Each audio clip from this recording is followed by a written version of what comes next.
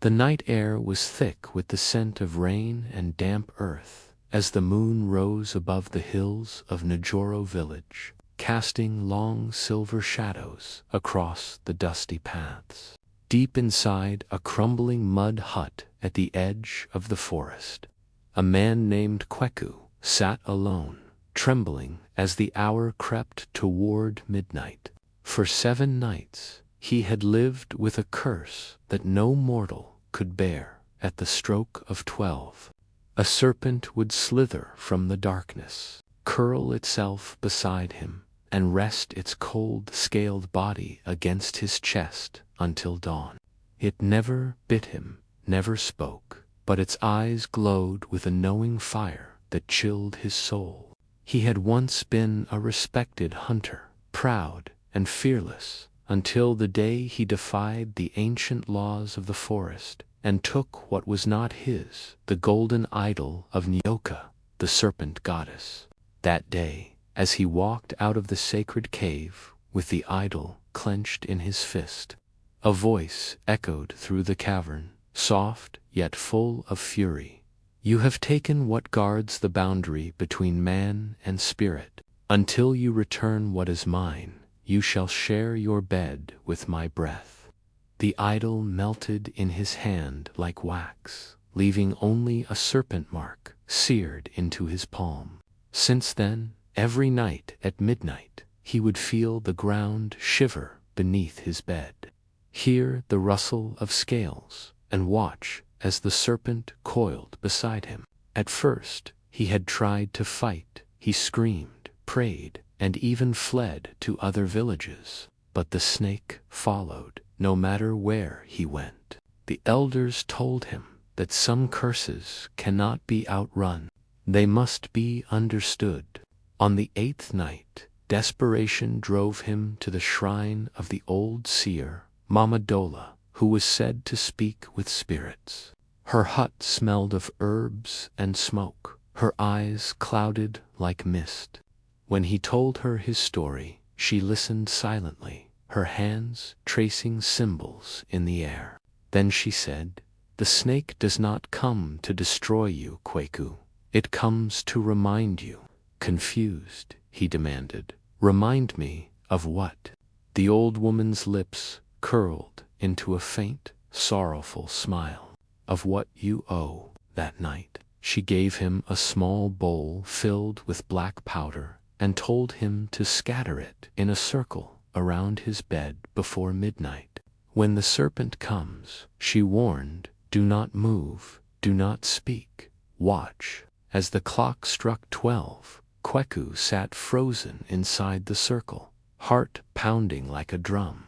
The air grew cold, the shadows deepened, and the snake appeared once more, gliding soundlessly from beneath the bed.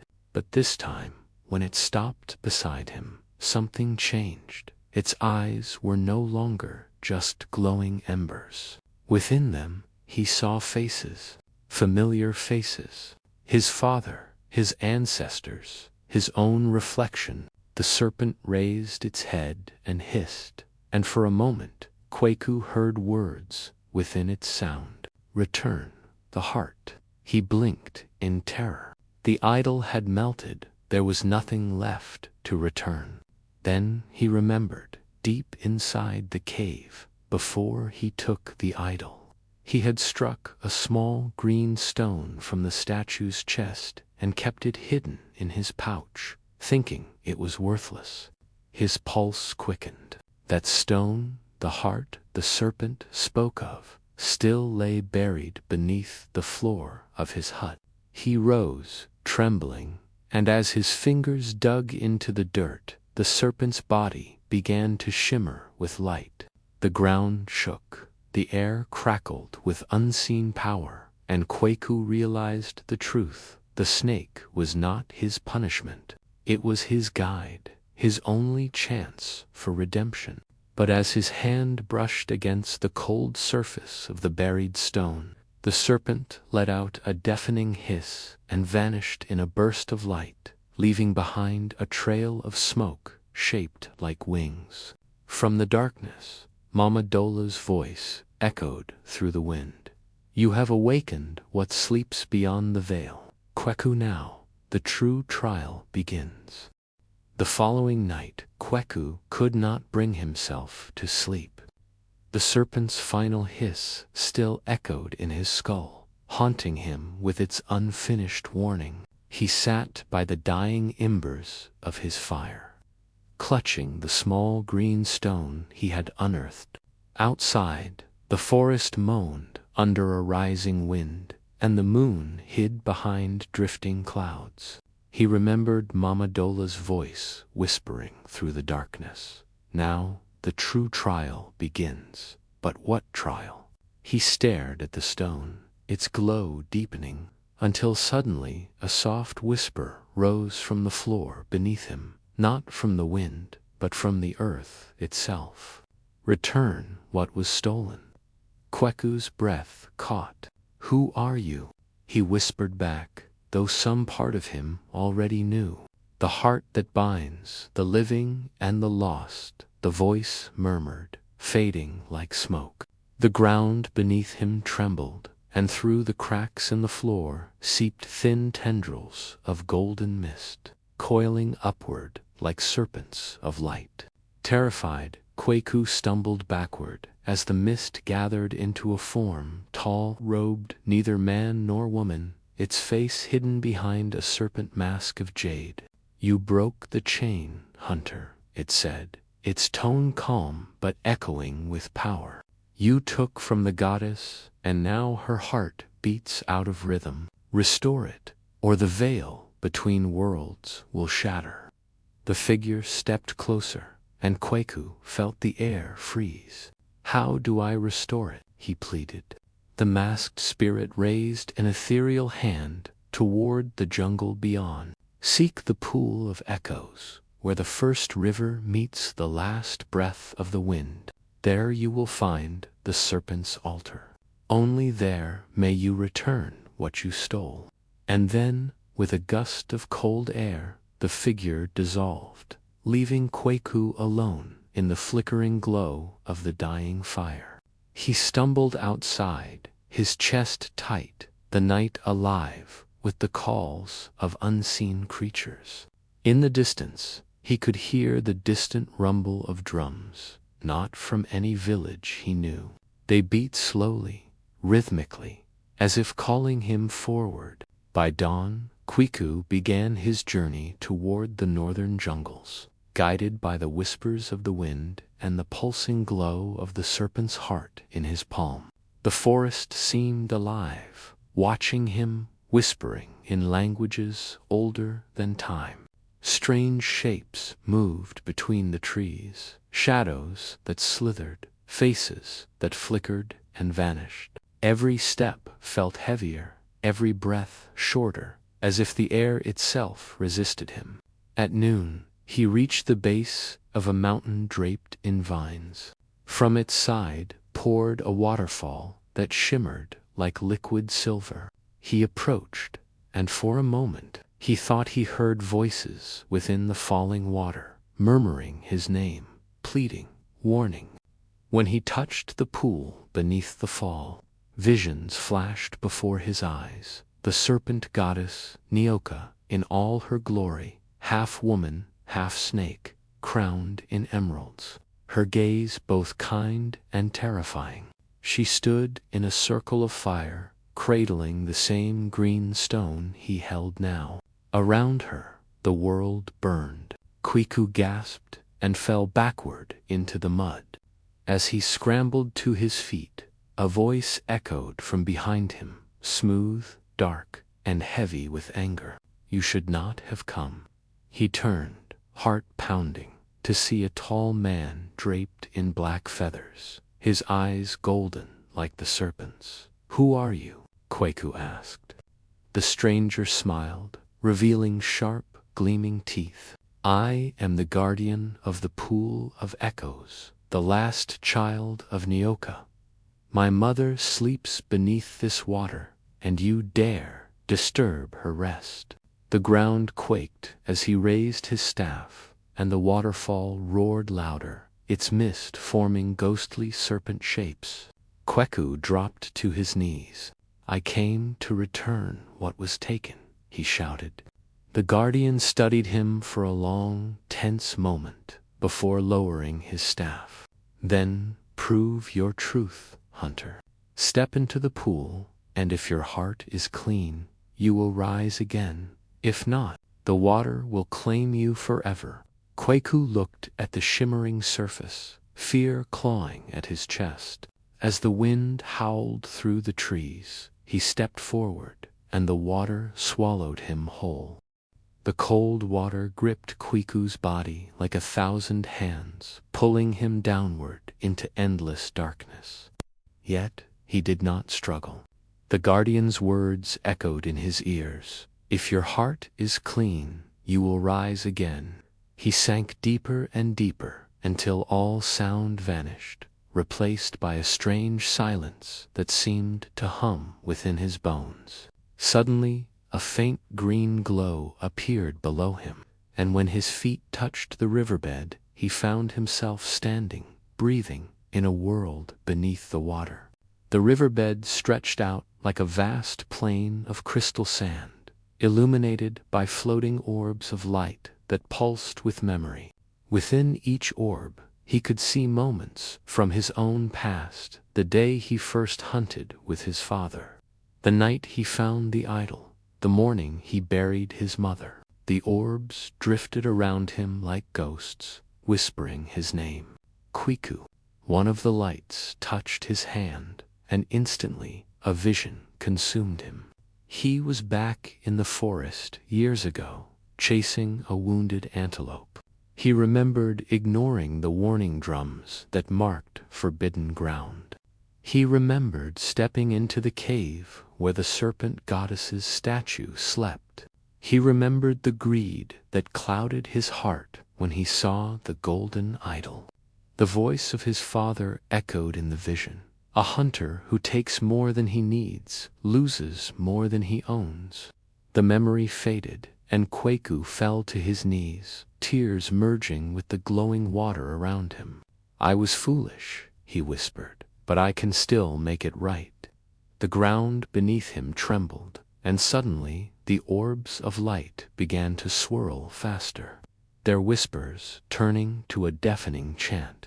From the heart of the current rose a colossal figure, the serpent goddess, Nyoka herself. Her body shimmered with scales of emerald and gold, her face both beautiful and terrible, eyes like burning suns. She looked down at him, her voice echoing through the water like thunder. "You took my heart, mortal. You shattered the bond between spirit and earth. Why do you now seek to mend what you destroyed?" Kweku bowed low, trembling. "Because I have seen what the curse does. Because I cannot bear the weight of my sin." The goddess's gaze softened for a moment. "Many come to beg forgiveness, but few come to understand." She coiled around him, her massive form encircling his body like a wall of living gold. "The snake that sleeps beside you is not your tormentor. It is the echo of my spirit, reminding you that life and death, man and beast, are bound together."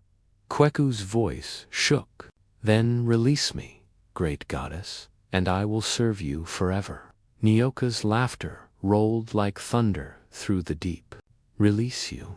You cannot be released until the heart beats once more in the sacred stone. But beware, mortal, the heart you hold is no longer whole. It has tasted your fear, your greed, your dreams. To restore it, you must cleanse it in the fire that burns, where no flame exists, guarded by the spirits of the forgotten." As she spoke, the glowing water around them began to fade, and the darkness closed in. "Find the fire," she whispered, her massive eyes filling his vision, "or sleep forever in my embrace." The last thing Kweku saw before the vision shattered was her tail vanishing into the depths like a streak of lightning. He awoke, gasping, beside the pool. drenched and shaking, the guardian standing over him. The man's golden eyes glowed faintly. "You have seen her," he said quietly. "Few return from the river of memory." Kweku clutched the green stone to his chest. It no longer glowed, it beat, faintly, like a human heart. "Where is this fire of silence?" he demanded. The guardian turned toward the mountains beyond the forest, where the peaks glimmered with silver mist. "Beyond the valley of bones," he said. "But beware, hunter. Those who seek the fire face not death, but truth." Kweku looked toward the horizon, his heart pounding with dread and determination. "Then truth is what I will find." He took one last look at the pool, whispered a silent prayer to Nyoka, and began walking toward the mountains as the jungle shadows stretched behind him like serpents ready to strike. The journey to the Valley of Bones took Kweku 3 long days and nights, through forests that seemed alive with unseen eyes and whispers that slithered through the leaves. The serpent's heart pulsed in his hand like a living creature, guiding him forward even as his body weakened from hunger and exhaustion. By the 4th dawn, he reached the edge of a vast plain where the earth was cracked and white, littered with bones bleached by centuries of sun. The air was dry and heavy, and every breath he took tasted like dust and death. Standing at the edge, he hesitated. The ground before him shimmered faintly, as though heat rose from beneath, though the air was cold.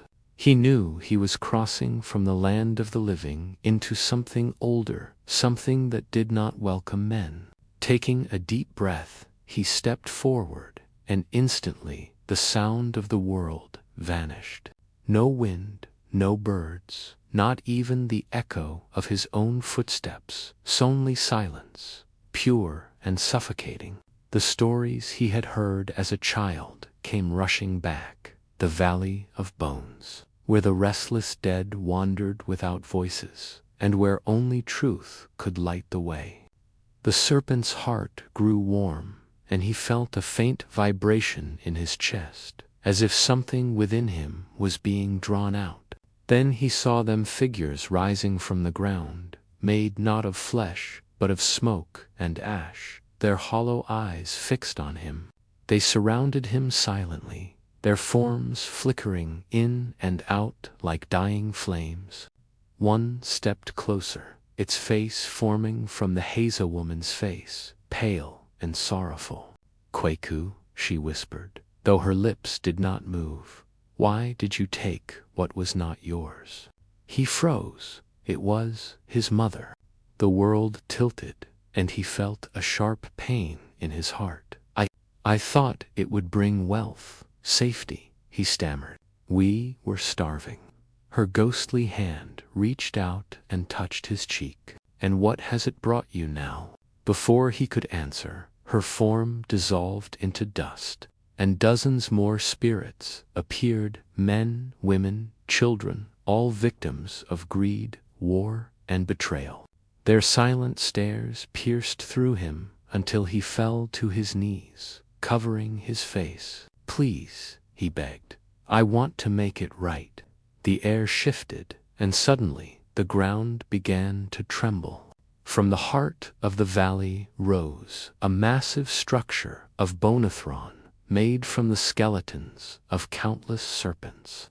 Their skulls fused together into a grotesque monument. Seated upon it was a being cloaked in darkness, its face hidden by a serpent mask made of black stone. "You seek the fire of silence," the figure's voice boomed, vibrating through the air like a storm trapped inside the earth. "But silence cannot burn. It devours." Kweku forced himself to stand, clutching the glowing heart. "Then let it devour me, if it must. I have come to return what I stole." The figure's laughter echoed through the valley. shaking the bones beneath his feet. You think redemption is given so easily. To cleanse the serpent's heart, you must offer your own truth. The bone throne split open, revealing a chasm filled with black fire flames that made no sound and gave no light. Step into the silence, Kwaku, the masked spirit commanded. Let it strip away your lies. The hunter's legs trembled. He could feel the heat. He closed his eyes, whispered a prayer to Nyoka, and stepped forward. Instantly, the fire swallowed him whole, and his world turned to darkness. Within the silence, he heard not screams, but whispers, his own thoughts, his regrets, his betrayals, all echoing around him like ghosts. The fire consumed everything false, every illusion he had ever carried, until he stood naked in spirit, facing himself. When he emerged from the pit, the valley was gone. The sky above him blazed with golden light, and in his hands the serpent's heart now shone brighter than ever, clear, pure, and whole. A voice echoed softly through the wind, the goddess Nyoka's voice. You have faced your truth, hunter. Now come home.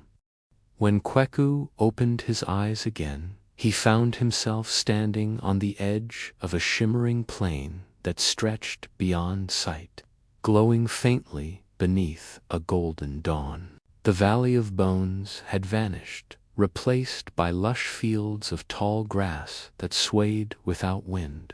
The serpent's heart in his hands pulsed with radiant light, its rhythm matching his own heartbeat. Each pulse sent a wave of warmth through his chest, filling him with a strange peace that bordered on sorrow. He looked around, bewildered, until a familiar voice echoed through the soft light. But your journey is not yet done. Turning, he saw Mama Dola standing by a great baobab tree, her robes fluttering though no breeze stirred. Her eyes gleamed like mirrors reflecting the sun. You have walked through memory and silence, she said softly, but now you must return what was taken, or all you've endured will be for nothing. Kwaku nodded, gripping the heart tightly. Tell me where, old mother. She raised her hand and pointed toward the horizon, where a river of gold wound its way toward the mountains. Follow the song of the water. The serpent's altar lies beneath the roots of the world, where time folds upon itself. Her voice trembled as she added, but beware, hunter, the goddess tests even those she forgives. Return her heart not with pride, but with surrender. With that, she faded like smoke, leaving behind only the sound of a heartbeat echoing through the plains. Kwaku began his journey once more, his steps slow but sure. As he walked, the landscape changed. The grass darkened to green, the sky deepened to twilight, and the air filled with the scent of rain and earth. Hours passed, perhaps days. Time lost meaning. Finally, he reached the river, its water glowing with liquid light. At its center rose a massive stone altar carved in the shape of a coiled serpent, its eyes empty sockets waiting to be filled. Kwaku fell to his knees before it, trembling. Great goddess Nyoka, he whispered, I have come to return what I stole.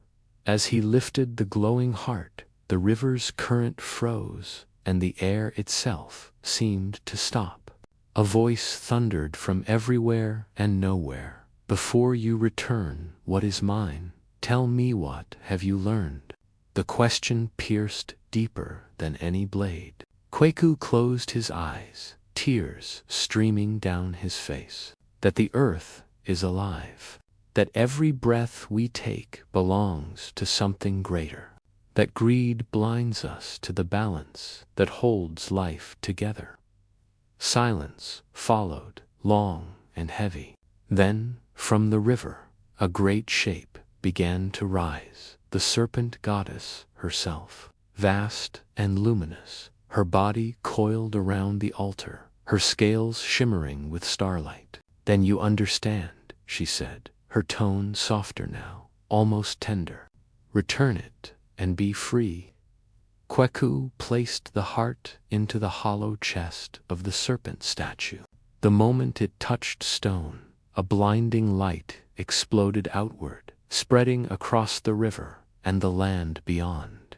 He shielded his eyes, feeling warmth and energy flood through his veins. The goddess raised her head and hissed softly, not in anger but in awakening. The river began to flow again, faster, brighter, singing a song that shook the sky. All around, the earth seemed to breathe, trees sprouting, flowers blooming, the air alive with light. Kweku fell to the ground, overcome by awe and exhaustion. Nyoka gazed down at him, her golden eyes glowing with pride. "You have mended the bond," she said, "but every gift carries a price." Her body began to fade into mist, and as she disappeared, her voice lingered in the air. "From this night on, the serpent shall no longer haunt you, but it shall live within you. You are now the keeper of the boundary between worlds." Kweku looked at his hands. The mark of the serpent on his palm burned bright for a moment before settling into a faint glow. He understood now. He was no longer just a man. He was part of something eternal. The night closed in around him, the stars reflecting in the flowing water, and for the first time in many moons he slept without fear. The first light of dawn crept across the river's surface, painting the world in soft hues of gold and blue as Kweku stood silently upon the serpent's altar. The last echoes of the goddess's voice still trembling through the air. The land around him pulsed with new life, trees shimmered with dew that sparkled like diamonds. Birds sang melodies that had not been heard in generations, and the water flowed with a rhythm that mirrored the beat of his heart. But though the curse had been lifted, Kweku could feel something deep within him, stirring, ancient and immense. The mark on his palm glowed faintly, and when he touched the river, the surface rippled, not with his reflection, but with that of a serpent's golden eyes staring back at him. A sense of peace mingled with dread filled his chest. "I am not free," he whispered, "only changed." The voice of Nyoka came to him one last time, softer than the wind, yet heavier than the earth. "Freedom and duty are threads of the same weave. You carry my spirit now, as the river carries the memory of rain." Around him, the world began to shimmer. The goddess's power, still lingering, shaped the air into visions, glimpses of past and future intertwined. He saw villages prospering, rivers flowing with abundance, and children laughing beneath the sun. But he also saw storms, wars, and men who would again forget the balance between life and greed. "The world forgets," Nyoka's voice continued. "And so the keeper must remind." Kweku sank to his knees, tears falling into the water. "How will I remind them?" he asked. "Through your life," the voice replied. "Through your legend." Then the vision faded, leaving him alone on the quiet riverbank.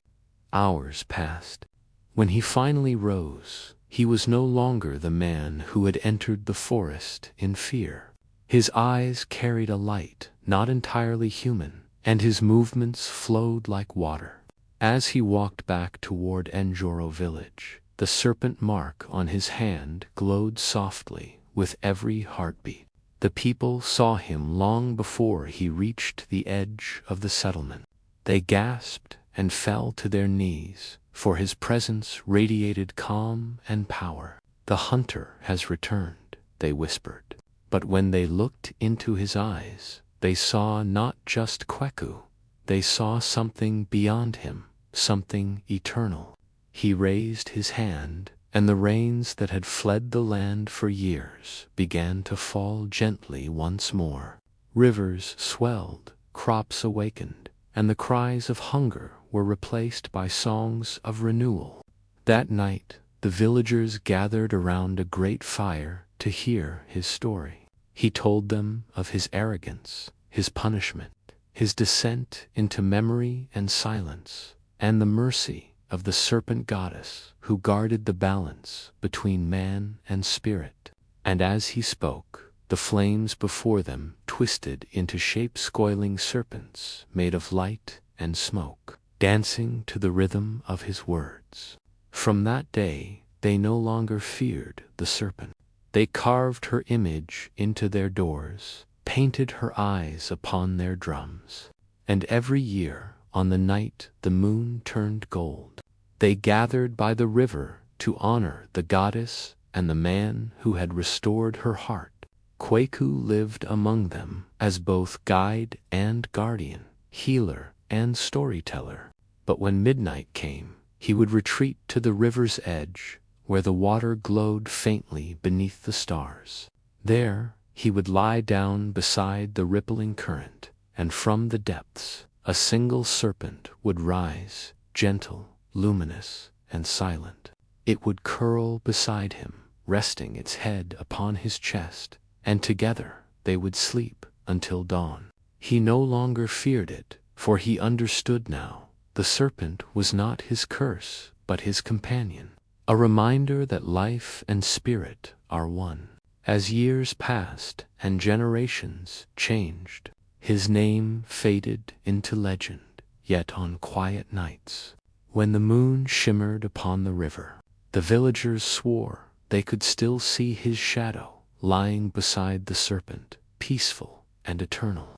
And so, the story of the man who once slept with a snake every midnight became the tale of the keeper of the boundary, the guardian between worlds, whose heart beat with the pulse of the earth itself.